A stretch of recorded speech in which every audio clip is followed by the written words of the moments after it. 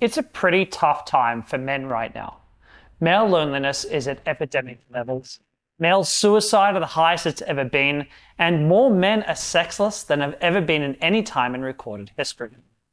And the worst thing is that when anybody stands up to talk about this, often we're met with a response that goes something like, well, suck it up, buttercup, because men have had it good for so long, it's about time you started suffering for a while so you can put up and shut up. Or we're met with something along the lines of, well, men are just jealous because finally women have some equality and men don't know what to do with that. Which of course makes everything worse because that makes us guys feel even more isolated and even less heard or cared about. And on the flip side, men's rights advocates are very frequently doing something that's equally toxic. That is, they're trying to play the name and shame game. They're trying to frame women as being pathetic and foolish and stupid and childish, right? They're trying to make women look all these negative things in an attempt to explain why men are suffering so much.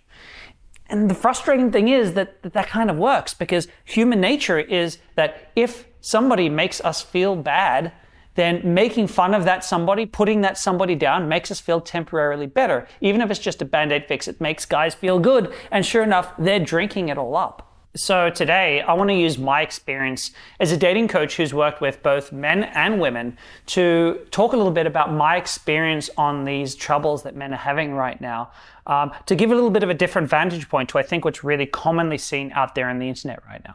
By far, the thing that I'm seeing having the biggest impact on the dating lives of men and women right now as a society is women's sexual liberation.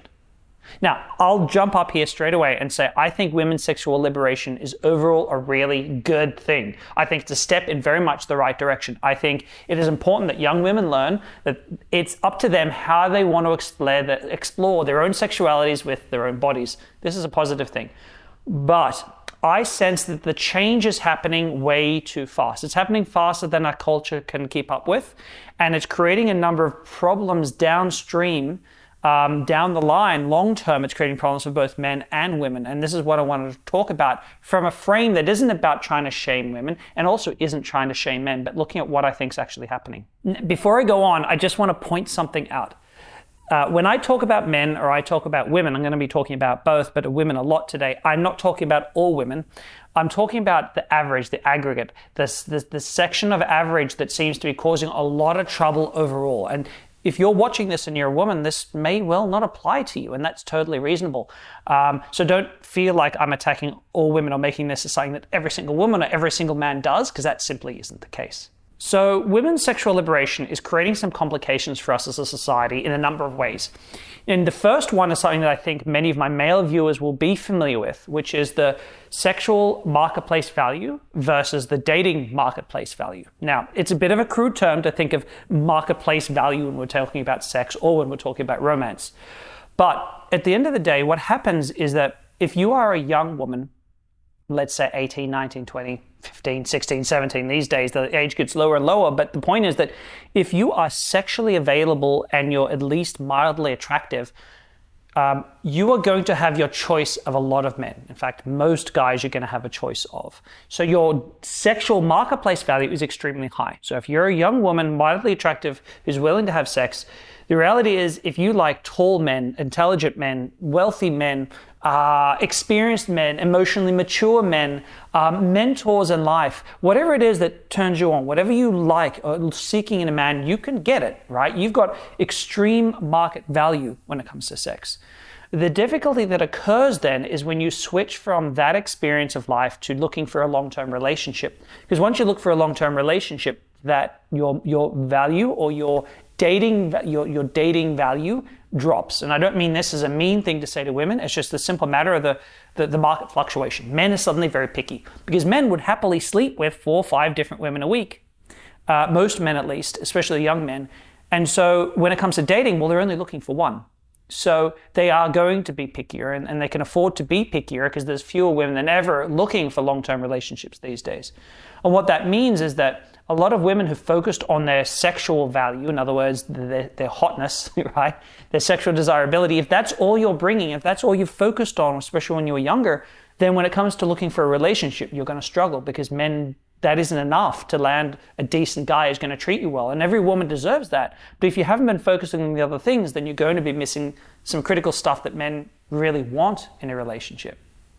It gets even more tricky than that, though, because you see, young women are seeking fewer and fewer long-term relationships than ever before in human history. And that doesn't have to be a bad thing on the surface, right? Because women then, instead of focusing on men and being subservient and locked down with guys, they're focused on their career, they're focused on building themselves up as adults and all this kind of thing. In the surface, it's a good thing. I'm not claiming this in itself as bad.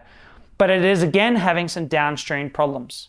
Those being this, because very few women are getting into relationships, they're not getting vital relationship experience that they need. I mean, we all need a relationship experience in life. We need to have some dating experience that when we have a long-term relationship, we know how to manage conflict. We understand what our shortfalls are as partners. We understand where we fall apart and where our trigger points are. These things are really important to having adult relationships. But this impacts men even more because women are focused on the top, the 80% of women are focused on sleeping with or dating the top 20% of guys. And again, young women who want a relationship is so rare these days that the young women who do get their picks of the best guys. And what happens then is most men in their 20s do not get dating experience like they used to. I know for myself, when I was a young guy in high school, in university, I was dating and I was having some sort of monogamous relationships. And the lessons I learned about myself and how to adult, and heck, you learn things that you might not learn at home. Maybe you should, but you learn how to keep a clean house and you learn how to not leave your clothes strewn everywhere and, hygiene and all these things that women are more picky about that you learn as part of adulting as a man. Men aren't learning this stuff. And some lessons, yes, you could learn from mom and dad, but some you really need to learn in a relationship, and men aren't getting it. And so when women are now getting into their late 20s, early 30s, mid 30s, and they want a long-term relationship, what happens is the dating guys, and first of all, they have to drop their standards for men because your dating value is almost never as high as your sexual value as a woman. But on top of that, the men you're meeting are not, the experience women are having is they're saying, this guy is not ready for a relationship. Look at him. He doesn't know how to do this. He doesn't know how to do that. He can't take care of himself. He can't, he's not emotionally mature enough. And you hear a lot of women complaining about this. I mean, if you're a woman watching, you probably understand this. The men you're meeting, they're not really dateable right now, are they? And it's easy then to blame the men. To go, freaking men, they need to work on themselves a little bit more and learn how to be a man and grow up. And I hate this stuff. It's as toxic as blaming women. Okay, because what's happening is because women aren't dating men when they're young, most men aren't getting to date, so most men aren't getting these critical early adulthood experiences that they should have gotten. And it's not entirely women's fault. It's not entirely men's fault. It's a cultural situation that we all find ourselves in. Now, if you've been watching my channel for any length of time, you know that I have dated, in quite a number of different cultures, and I've learned some things, not just my own dating experience, my clients, both male and female. And what I see when I look at different cultures, if I just talk about general Western culture right now, I think Jeff Goldblum said it really good in Jurassic Park, when he said something like, the scientists were so focused on whether they could that they never stopped to think about whether they should. And I think this is a little bit true for feminists and women's sexual freedom, which is we get so focused on the fact that women can have sex like men if they want and they don't deserve to be judged and society won't judge them. That's good. But we focus so heavily on that we stop to think about whether it's always the right option. And I'm not trying to say that women shouldn't have promiscuous sex. I'm not quite saying that because the reality is complicated. And the reality is the failure is not women's sexual liberation, I don't think. I don't think that's the problem. I think the issue is that at the same time that we give women the freedom, we don't give them the education. And when I talk about education, I think that this does apply to both men and women because we are not educating our boys appropriately about sex and romance and women. And we're not educating our women either. And women especially need it now, and it's causing a big downstream problem. Because promiscuous sex can be harmful. And it can be harmful to women, it can be harmful to men. But we're not teaching anybody this. If you think about a young, let's say an 18-year-old girl, and she feels bad about her body, and because she connects in her brain, I feel bad about my body, I don't like my body, therefore I'm unlovable. Then this woman goes out and has a whole bunch of promiscuous sex to try to make herself feel better. Any woman watching who's over 25, tell me, do you think that's going to make the 18-year-old feel better? The answer is probably no, right? Because men are not exactly nice when it comes from promiscuous sex, right? When it's casual sex, men don't really make you feel that much better. You kind of, it's this horrible roller coaster of emotions. Okay, and compare her to, let's say, a 30 or a 35-year-old divorcee who's in a relationship with a man where she never felt, she had stopped feeling sexy for a long time. She never felt desirable to him. And she's just slid out of this marriage, and all of a sudden she wants to go and feel sexy with men again, right? So she goes out and she meets some guys, she has some sort of fun, promiscuous sex. Think about the difference between these two women, because they're both having sex to feel better. But you can imagine this 30 to 35-year-old divorcee is not going to be damaged by the experience in the same way the 18-year-old might. And that's to do with emotional maturity. It's the way that we connect our overall value versus our sexual value, right? So an 18-year-old can easily feel like her sexual value is her only value. Men play into this as well because the poor education we give men. But nonetheless, right, there's damage that can be done through promiscuous sex. And I think there's a big education problem. We're not teaching women, young girls at the moment, that promiscuous sex can be okay, but why you have sex is really, really important. And the maturity to understand why is really, really important. Because I think that knowing that sex can hurt you and can cause damage is a maturity issue, right? And I think it's a maturity and a self-awareness that a 15 or 16-year-old, a lot of girls are having sex at that age, don't possess. And so how could they make good decisions for their emotional health? And a lot of them are probably making very poor emotional decisions for their health. Young women aren't being taught, yes, it is important to explore your sexuality and feel free to do what you want. You don't have to be tied to a guy. But also being in relationships is actually quite an important part of young adult emotional growth. Dating and meeting people and being monogamous for periods of time, even if they're shorter periods of time, is really important about self-awareness. We're not teaching young women that, just like we're not teaching young men that, something toxic we teach that young men learn from society, we don't purposely teach them, but that our masculinity and our sex, how much sex we're having in our masculinity is linked. That there's this horrible thing of men feeling like they're not men if they're not having sex. And that's really, really toxic. And it's normalized in our culture a little bit. And so, yes, I agree, there's an education that men aren't receiving either. And men feeling that way damage women in return. Right? So there's that loop again where men are hurting women because of that lack of education.